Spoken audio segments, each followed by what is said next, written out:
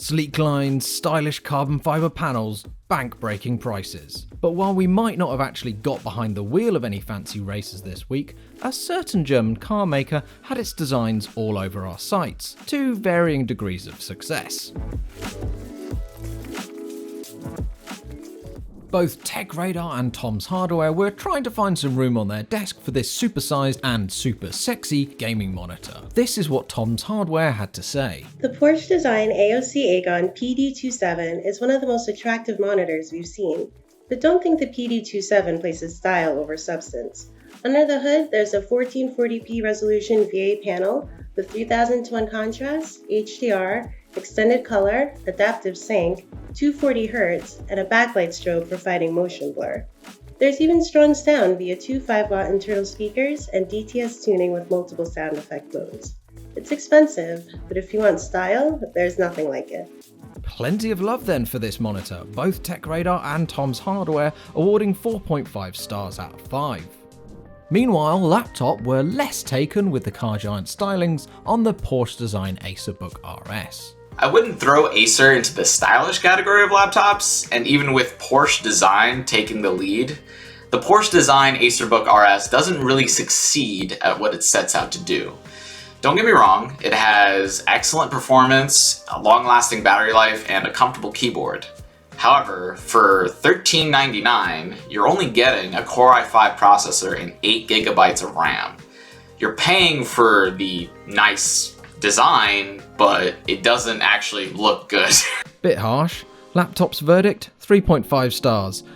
In gaming, there weren't any big console releases, but PC Gamer still had enough to keep them busy with the retro-styled city-building title Nebuchadnezzar, saying, "It seems like an ideal chill-out experience, one to while away an evening building districts and watching the general hubbub of your city unfold. Unfortunately, the deeper you delve into the game, the more stressful and frustrating the experience becomes, as the city-building fun is hindered by micromanagement and trading issues. Nebuchadnezzar isn't lacking for class, but needs to dial up the fun factor." PC Gamer's verdict, 64 out of 100. And finally, the hotly tipped Xiaomi Mi 11 is due out in March, but TechRadar got to play with it for a few hours.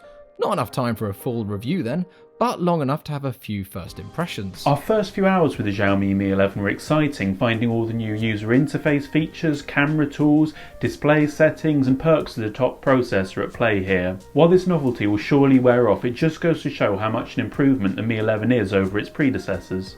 We've seen the main camera and ultra-wide camera used in Xiaomi phones before, and their presence here is largely the same. The former takes super high resolution photos that you can crop in on instead of zooming, and the latter takes wide pictures that are full of light though not as much detail. The standout though is the telemacro camera, which is used to take close-up pictures of small objects, and it's the standout because it's the best macro camera we've seen on a smartphone so far. Photos taken are full of colour, and most importantly, the mode is really easy to use, so anybody could take great macro photos. The mode is so much better than on rival phones that it's in a league of its own. So, first impressions for the Xiaomi Mi 11 see thumbs up for the camera and the new screen features, but there are some worries about the battery life and some issues with the user interface. You can read all of Tom's first impressions on techradar.com and look out for a full review coming soon. I've been Tom, and this has been Totally Rated. See you next time for another snapshot of what's hot and what's not in gaming and tech.